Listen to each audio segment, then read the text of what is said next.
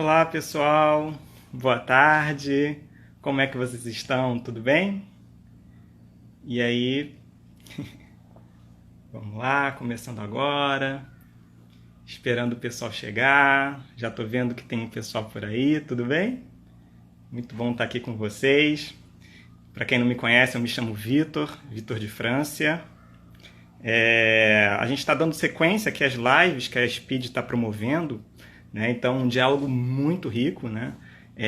Sobre psicanálise, sobre pluralismo na psicanálise, várias perspectivas, né?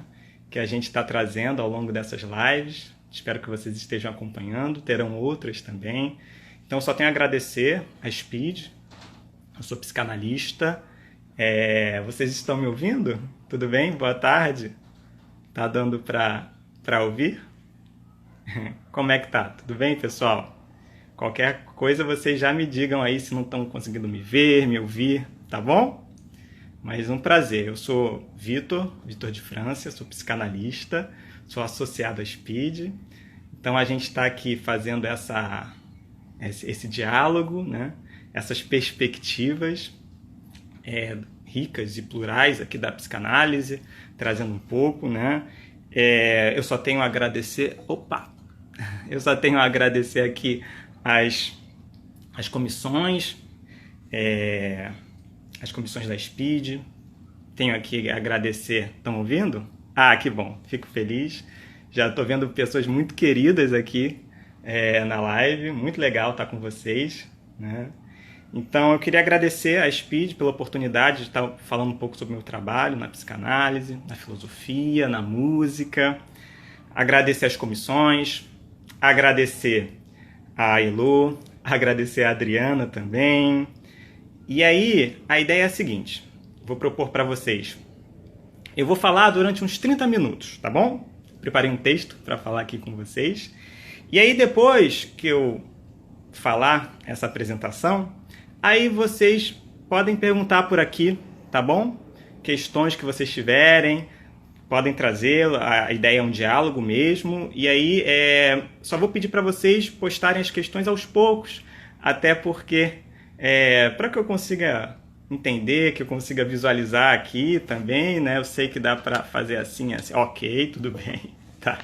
Tô aqui verificando, eu não sou uma pessoa muito desenvolta nas tecnologias, mas acho que vai dar pra gente conversar um pouco, tá bom?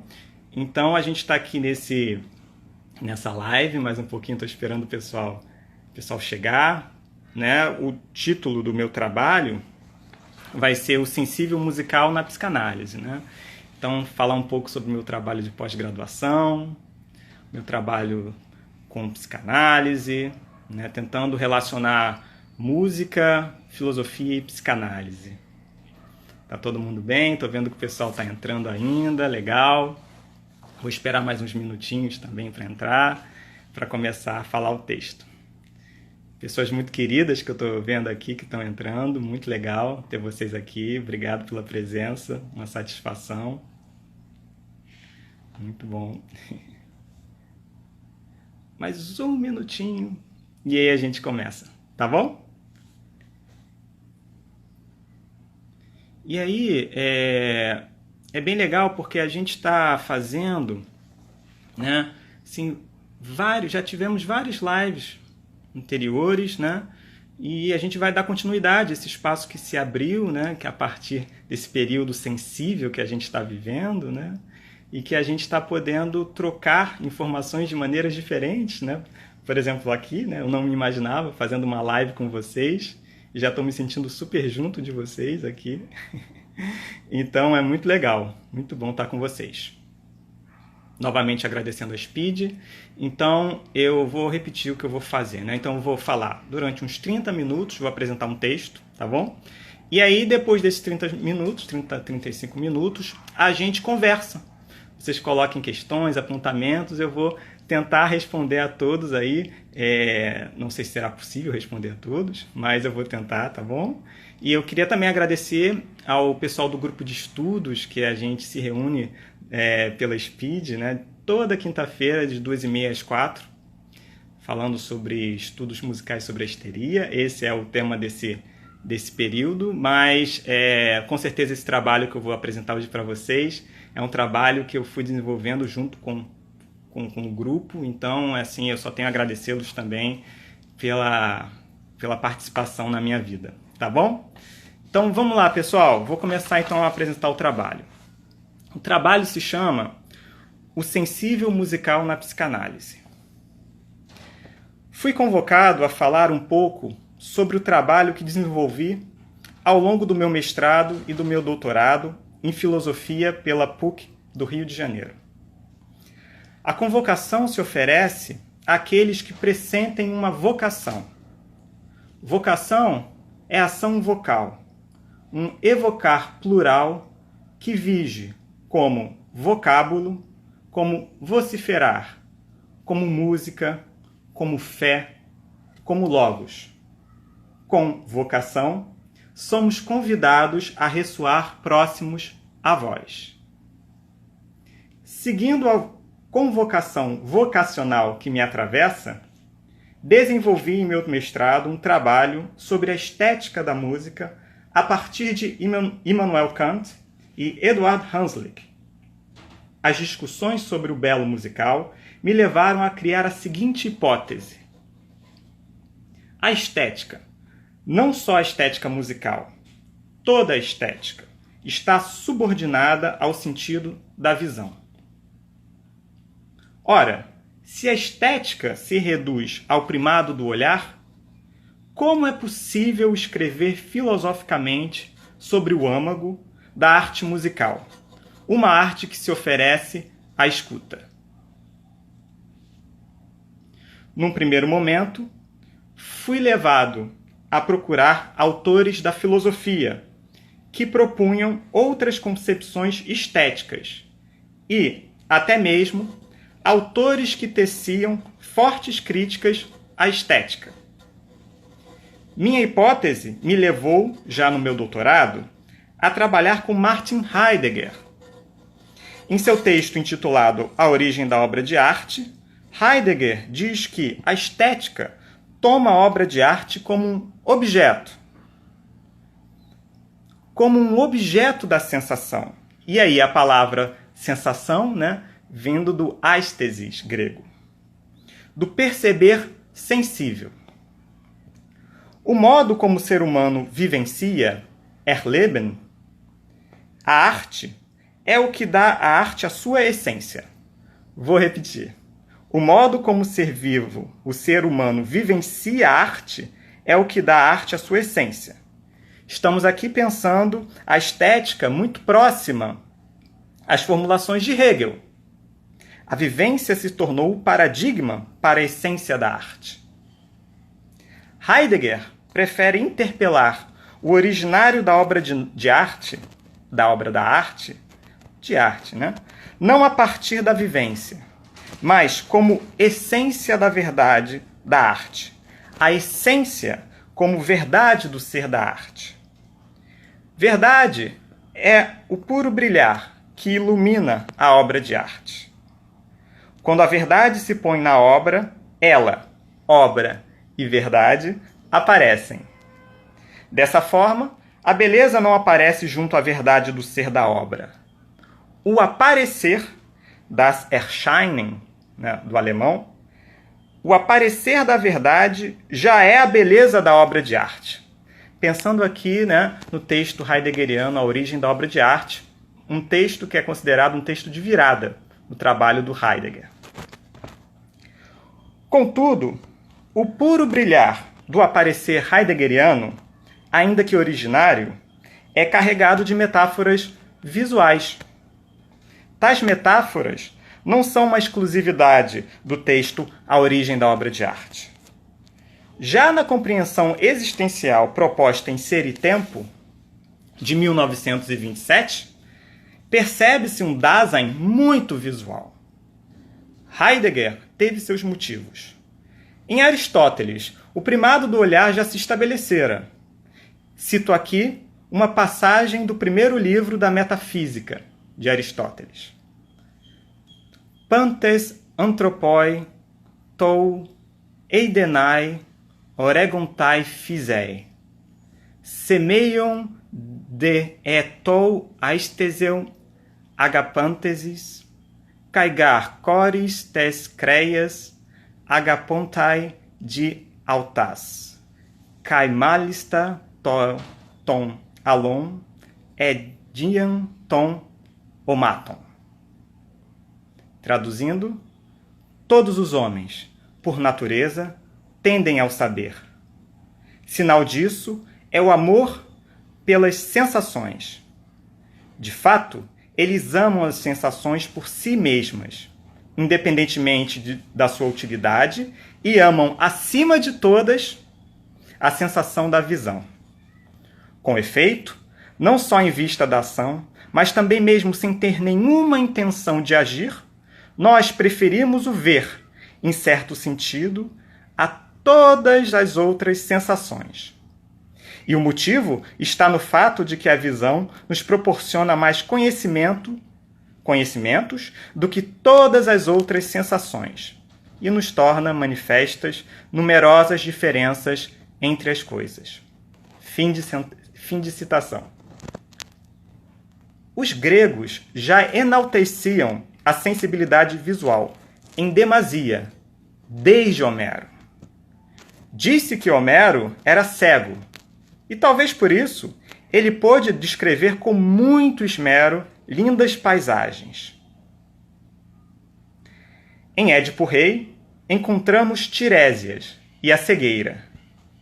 Interpretar cegueira e visão somente a partir do ter ou não sensibilidade nos glóbulos oculares é reduzir consideravelmente as leituras de visão e de cegueira contidas ao longo da história. De todo modo, ainda não alcançamos a escuta. Cabe ainda ressaltar que o livro da interpretação Peri Hermeneias de Aristóteles pauta a interpretação a partir do logos apofânticos, uma enunciação que faz e deixa ver aquilo sobre o que se discorre e o faz para quem fala e para todos aqueles que falam uns com os outros. O mesmo livro de Aristóteles, escrito no século IV a.C., influenciou a lógica, a linguística, a construção da gramática com suas estruturas e etc. A psicanálise também foi influenciada pelas formulações aristotélicas sobre a interpretação. E não só na dita teoria psicanalítica. Analistas a todo momento se perguntam: o que quer dizer o analisando? O que ele não quer dizer? O que isso significa? O que está se mostrando? Interpelações ainda muito próximas a Aristóteles. E, claro, interpelações muito próximas à visão.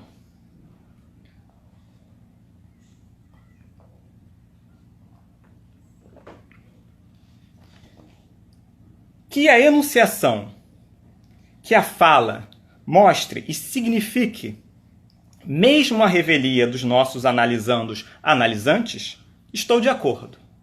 Contudo, o manifestar da mostração não se dá apenas como apelo à visão, nem como apelo a significações.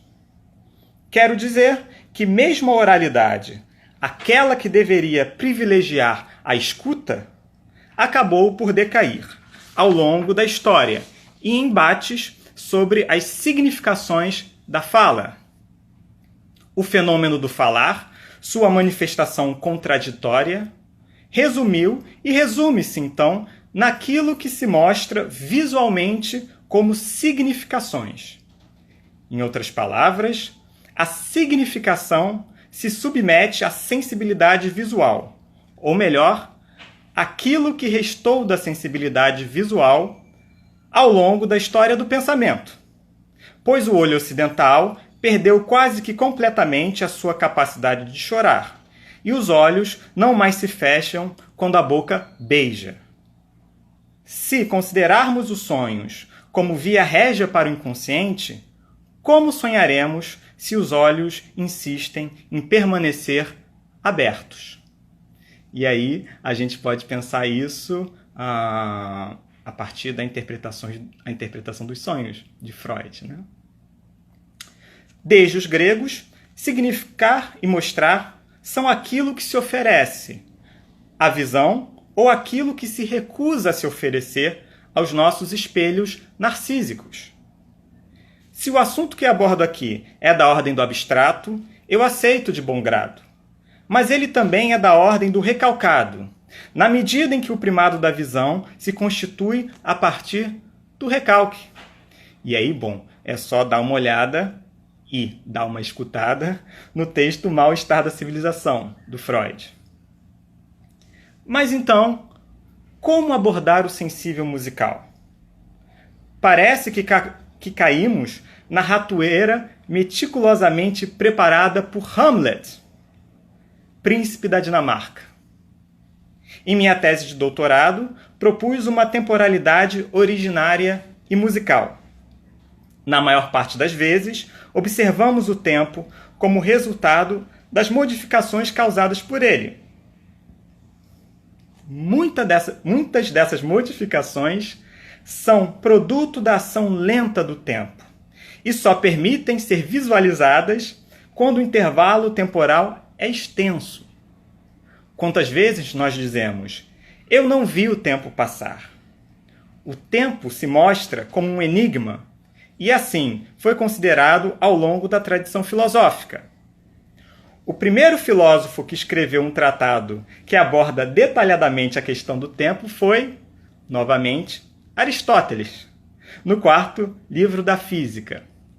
E lá ele escreveu: Tautogar estin o chronos, arithmos kinesios, kata tu proteron kai isteron. O tempo, algo contado, que se mostra com vistas em relação ao aspecto do antes e do depois junto ao movimento.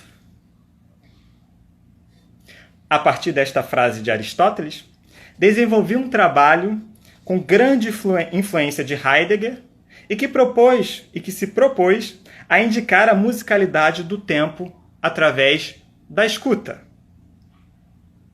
Vamos a um exemplo. E espero que vocês acompanhem esse exemplo, ok? O que escutamos agora, nesse instante, enquanto estamos na live? Ouvimos barulhos de carros, pessoas falando, portas rangendo, barulho da chuva, talvez, por que não? Etc. Se formos para um lugar sossegado, uma fazenda, por exemplo, o que escutamos? Podemos escutar um riacho, o vento, os pássaros. Há, contudo, se atentarmos bem, um outro ruído, que ressoa, e que ressoa cada vez mais intensamente quando nos encontramos longe dos mais diversos barulhos cotidianos. Um ruído que ressoa contundentemente quando, na maior parte das vezes, dizemos que estamos sem pressa para nada, com muito tempo livre, ou simplesmente entediados.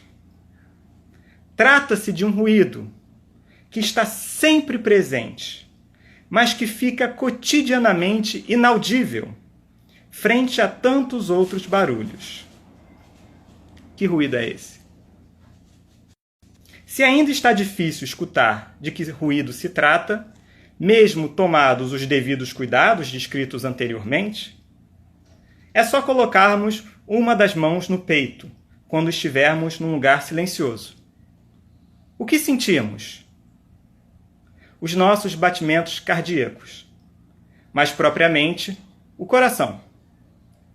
Os batimentos cardíacos estão lá desde o início de nossas vidas. Eles nos acompanham a todo momento e estarão conosco até o último suspiro. O coração se oferece a ser sentido sempre que quisermos.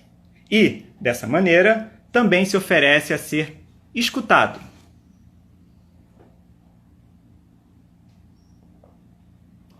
Tudo bem, pessoal? Se, agora que já o escutamos com a mão no peito, retirarmos nossa mão, continuamos a escutar o coração, ressoando sem a necessidade de qualquer auxílio. Não se trata de ouvir um som externo a nós. Trata-se, e nem um som interno a nós. Trata-se de escutar algo como uma ressonância, que advém da altura do peito, uma espécie de sensível tátil e corporal, que também se oferece à escuta. Os músicos chamam de tempo a ressonância produzida pela pulsação dos batimentos cardíacos. Escutamos, portanto, o tempo na forma das batidas do coração, e sempre temos a possibilidade de escutá-lo, levando em conta, é claro, as dificuldades para encontrar um pouco de silêncio, quando estamos imersos dentro dos diversos ruídos que a cidade grande nos obriga.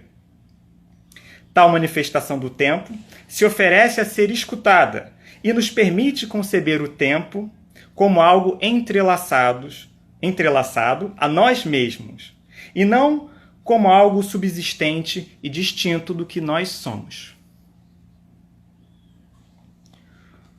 O que escutamos nesse instante, nesse agora e na sucessão de agoras?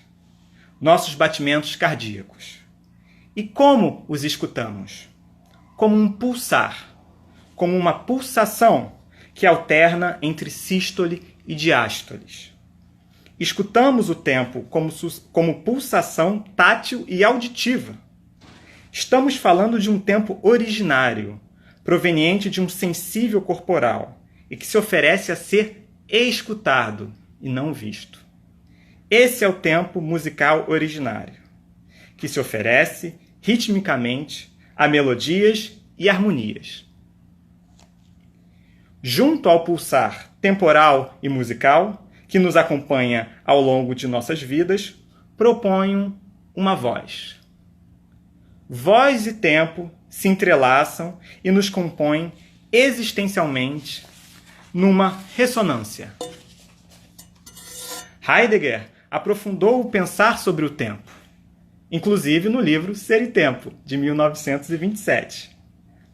Para nós, aqui, voz não é apenas um objeto, não é uma das formas do objeto perdido, um ente, uma coisa, um instrumento.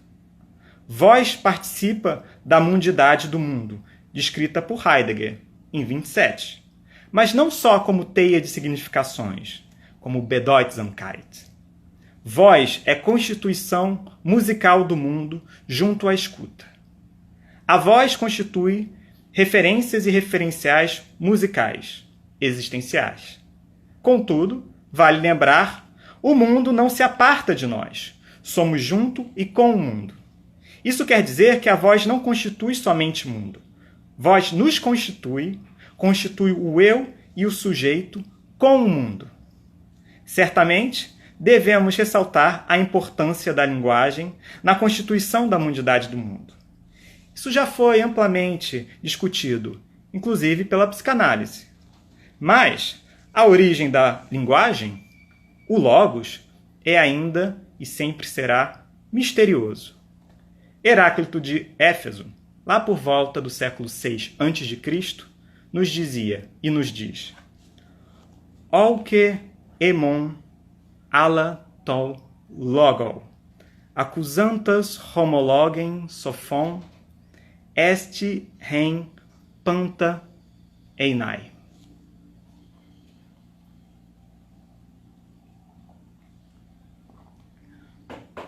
Ouvindo não a mim, mas ao logos, é sábio concordar ser tudo um. Essa é a tradução, uma das possíveis traduções. Ouvir a linguagem, ouvir o tempo, ouvir a voz, ouvir musicalmente a voz. O sensível musical, na psicanálise, me parece advir daí, escutar musicalmente a voz.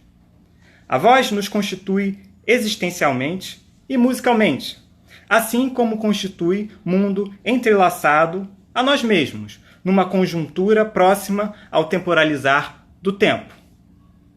Se pudermos conceber um referencial que realmente priorize a escuta, estaremos adentrando novo território.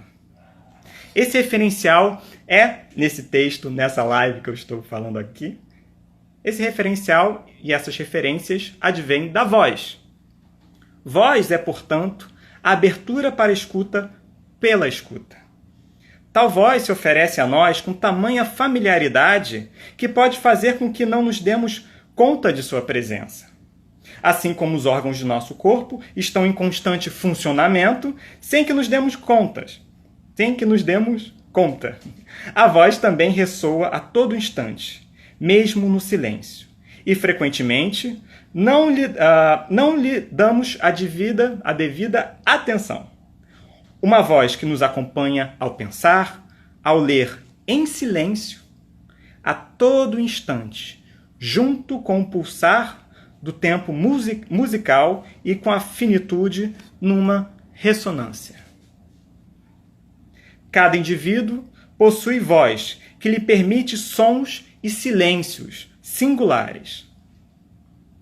A essa singularidade vocálica, pertencente a cada indivíduo, dá-se o nome de timbre. Segundo o dicionário, timbre é a característica sonora que nos faz distinguir sons que possuem a mesma frequência. Dessa forma, é fácil distinguir vozes de pessoas próximas a nós, mesmo que estas vozes estejam classificadas dentro de uma mesma categoria. Bom, eu distingo, por exemplo, a minha voz da voz do meu irmão e do meu pai, mesmo que a gente possa categorizá-las como vozes masculinas. Da mesma forma, cada instrumento musical tem um timbre específico, ainda que possamos classificá-los em gêneros, em famílias. Estou falando de timbre, singularidades. O timbre singulariza, e nesse sentido mais específico, a concepção de voz precisa abarcar o timbre. Penso aqui a voz como alternativa para se conceber o eu, o sujeito, saindo do primado da visão e da significação, para se conceber a escuta pela escuta musical. Cada indivíduo possui um timbre, sua própria singularidade vocálica, porque o timbre constitui musicalmente o indivíduo. É impossível considerar duas vozes com o mesmo timbre, pois, da mesma maneira, não existem dois indivíduos iguais. Mas é importante, neste trabalho, considerar que a voz, entrelaçada ao timbre, se faz presente, mesmo que não haja qualquer emissão de nossas pregas vocais.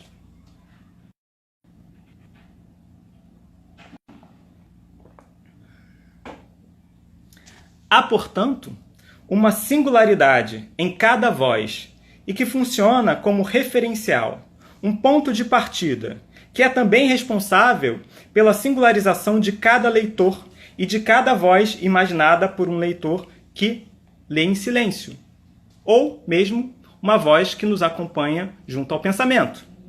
A voz não se presentifica apenas como emissão sonora, ela acompanha a emissão sonora do som e traz consigo o referencial auditivo que me faz compreender e interpretar de que sou eu que emito aquela voz e que aquela voz é minha e somente minha. Posso escutar a voz ao produzir som, mas também, como no exemplo da leitura em silêncio, posso escutar a minha voz quando não produzo som e me ponho a pensar, por exemplo. Em ambos os casos por mim citados, há um apelo proveniente da voz, uma espécie de ressonância que se oferece como possibilidade para ser escutada e, inclusive, ser emitida se necessário. Escuto minha voz numa espécie de ressonância fundamental. A voz ressoa e, ao escutar, a ressonância vocal se escuta.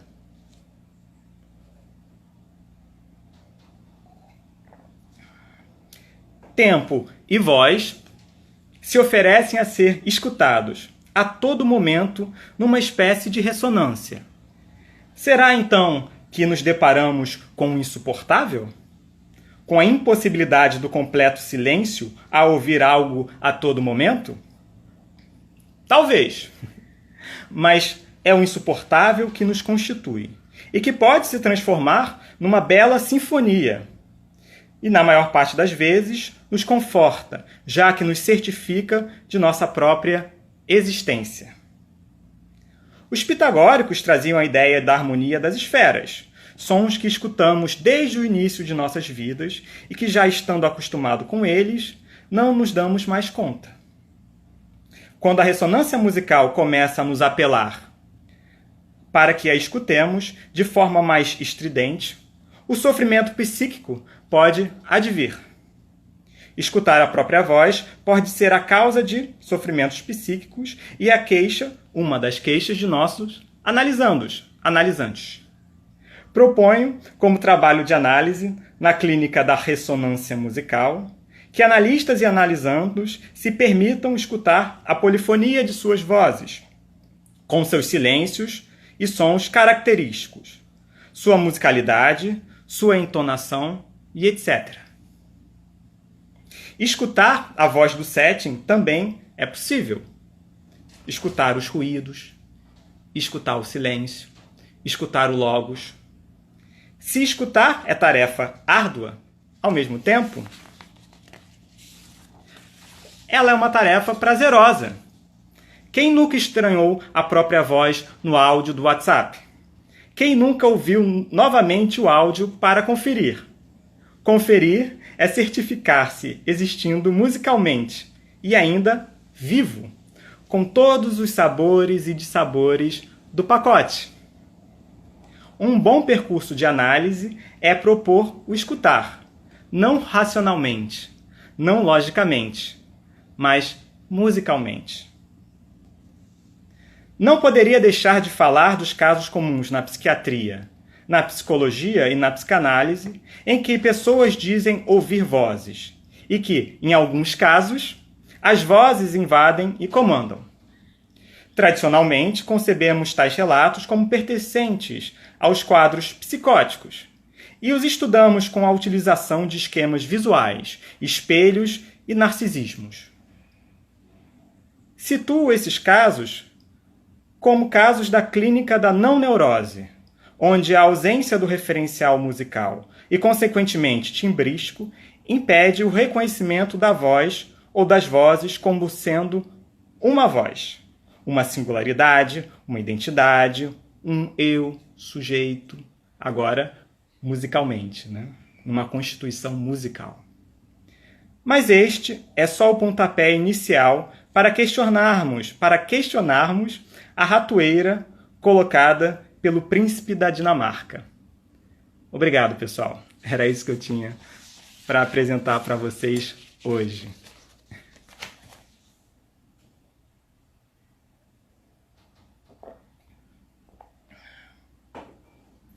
E aí, tudo bem? Agora estou abrindo aqui para a gente conversar, questões, apontamentos que se colocam. Vocês podem escrever aqui mesmo que eu estou lendo e aí a gente vai conversando um pouco, tá bom? Tô vendo o pessoal agradecendo aqui, eu estou agradecendo o pessoal aqui, obrigado, muito obrigado. Muito legal estar aqui com vocês, viu? Obrigado. Pessoas muito queridas aqui ao meu lado. Me deixa muito mais tranquilo, mais sereno. Ok? Alguém tem algum comentário? Alguma questão? Débora está aí também. Obrigado, pessoal. Vamos lá, estou por aqui. Só escrever aí.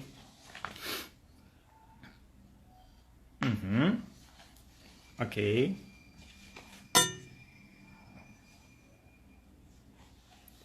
O Pedro falou sobre a questão, a vocação e a voz no caso dos surdos, né?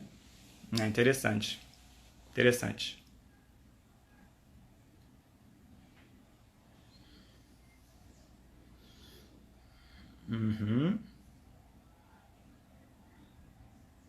Tá. Então, eu vou tentar aqui colocar o que o pessoal já me trouxe para cá.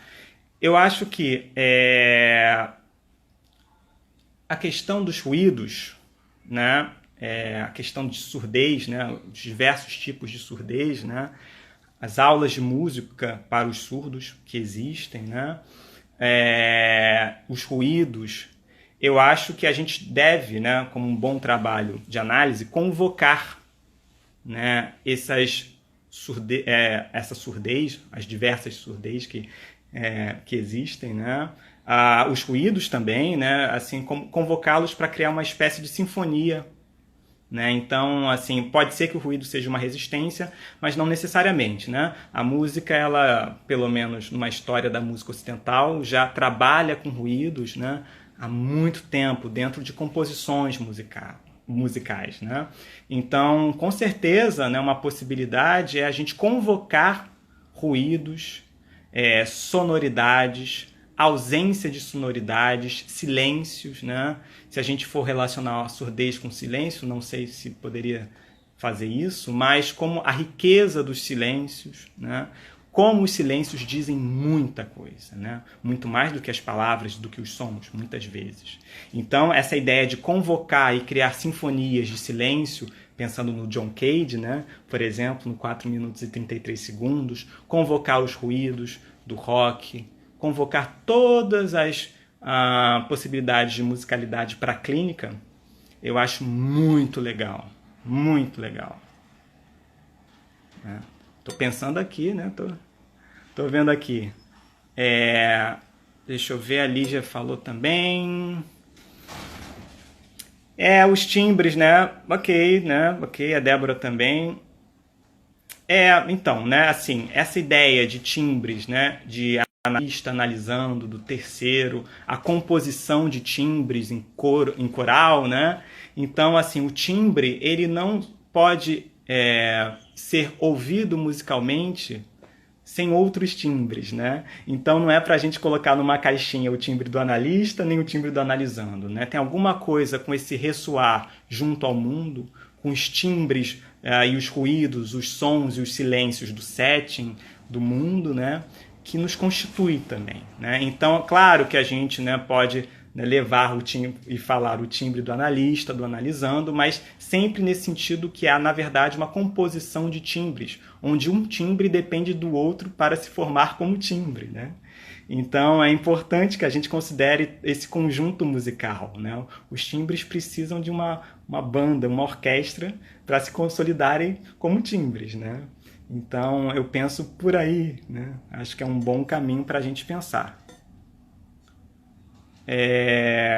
E aí, né, claro, né, como, por exemplo, a Débora trouxe, a questão, né, de ouvir, né, musicalmente, né, não racionalmente, não logicamente, né, não a partir de significações, é um exercício que a gente precisa fazer, que eu acho um bom exercício de se fazer, né, a partir de entonações, a partir de diferenças no timbre. Por exemplo, quando a gente vai atender o mesmo analisando de manhã e de noite, o timbre da pessoa muda, né? Vai mudando ao longo do dia. Então, tem um trabalho que se pode fazer a partir das entonações, do tom da voz, que nem a gente está trabalhando lá no grupo, né? No grupo de estudos, que é possível de se fazer também, né? E claro, né, eu não estou falando em nenhum momento que o trabalho, né, que se dá a partir, né, de Freud, o trabalho que o Lacan desenvolveu, ou qualquer outro grande nome da psicanálise, assim, né, fez, é super válido. Estou apenas apontando uma outra via, né? Não é nem melhor, nem pior. É só uma outra via também para acrescentar possibilidades, né? Pluralidades. O Pedro colocou também aqui uma questão... predomínio do visual, mesmo quando... Pois é, né, essa questão da resistência, né? E não sei, né? Eu acho que pode ser visto como resistência, sim, né? Mas talvez não seja resistência, né? Eu tenho que pensar mais sobre essa questão que o Pedro colocou aqui, né? No caso, o Pedro colocou, né? Você consideraria, né? Vou ler aqui que é mais fácil. Você comentou sobre a questão do predomínio do visual mesmo quando aparece a voz. Você consideraria isso uma resistência do analista? e passar a deixar em suspenso aquilo mesmo que se suspende, pode ser uma resistência, sim, né? Mas não sei se somente uma resistência. Não sei, tenho que pensar sobre isso.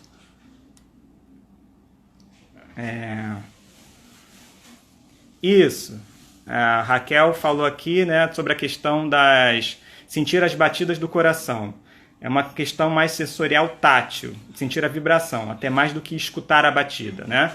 Talvez, eu acho que a gente pode pensar que, na verdade, essa divisão, né, essa divisão de 5 sentidos, né, e assim, ela já é uma divisão, assim, eu acho, já colocando a visão como um sentido primordial, né? Desde a história do pensamento, lá pegando Aristóteles, a questão da visão como um sentido primordial a todos os outros sentidos.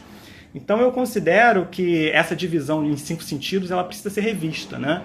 Talvez a escuta ela tenha muito de um tátil que a gente possa chamar de uma outra coisa, né?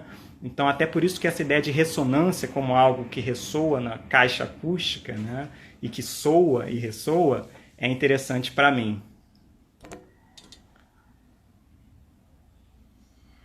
Uhum.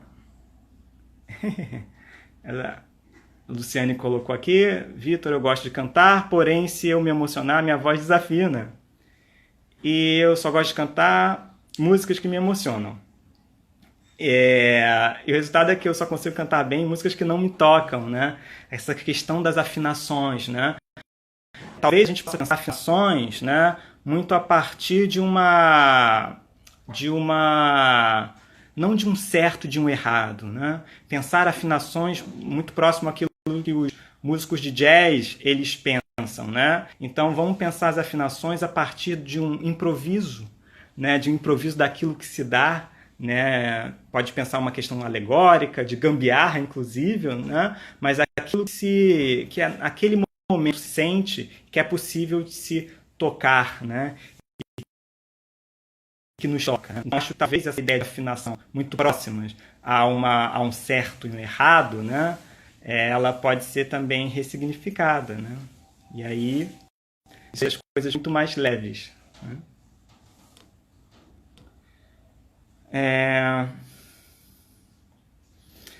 A Lígia colocou assim, seguindo a minha pergunta, como você vê o timbre do terceiro no campo transferencial, né? Acho que a gente pode pensar, por exemplo, um timbre que ressoa, né? Timbre de analisando e analista, mas compõe um outro timbre, ou talvez como um coro, né? Uma polifonia, né? Que se desenvolva a partir dos outros timbres e que gere uma singularidade nova, né? Alguma coisa, né, que seja analista, analisando, mas que também seja um outro, né? A partir deles, né? E claro, né, esse timbre do terceiro seria um timbre que teria que estar musicalmente também presentificado com silêncios, né? Então, novamente, pensando a importância do silêncio.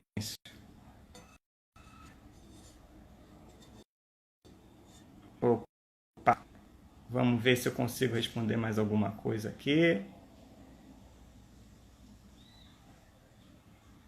Deixa eu ver. Espera aí.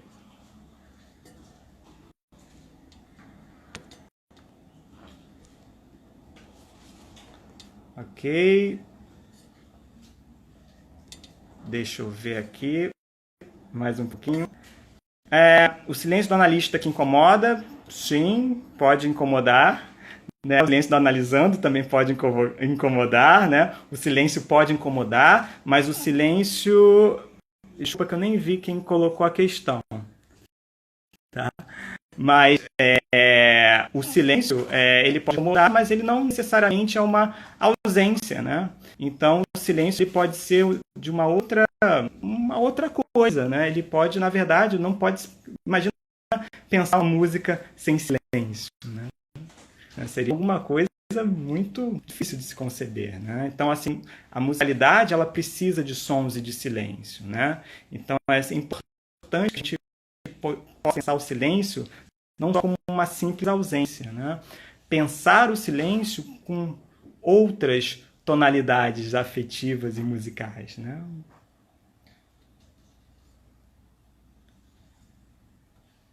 Legal, tem uma ações que colocou aqui, né? Você tem algum conhecimento sobre o bebê ainda na gestação, ter audição e se relacionar com o mundo exterior, né? Eu acho que essa questão da escuta, né? Ela, inclusive na escuta intrauterina, muito interessante, muito importante, né? Então, eu acho que sim, né? Eu acho que essa ressonância se dá, né, desde a vida intrauterina, pensando, por exemplo, o silêncio o silêncio, né? Pensando, por exemplo, a ressonância que o bebê escuta, né, da mãe, né, os batimentos cardíacos da mãe, os batimentos cardíacos dele próprio, né?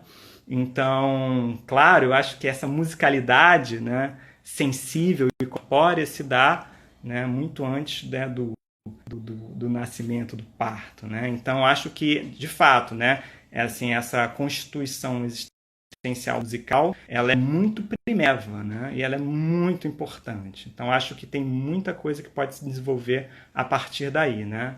Assim, são questões muito interessantes, assim que, claro, né, eu espero poder trabalhá-las aí mais à frente. Deixa eu ver se alguém aqui... Estou tentando, eu já peço desculpas se eu não conseguir, né, olhar todas as perguntas aqui, né? Nem dizer o nome de todos aqui, mas eu tô me esforçando aqui, tá bom, gente? Deixa eu ver, a gente ainda tem mais alguns minutinhos, tá bom? Então, vou falar mais um pouquinho aqui. Silêncio, né? A voz do silêncio é uma arte, ok? Possível. Deixa eu ver.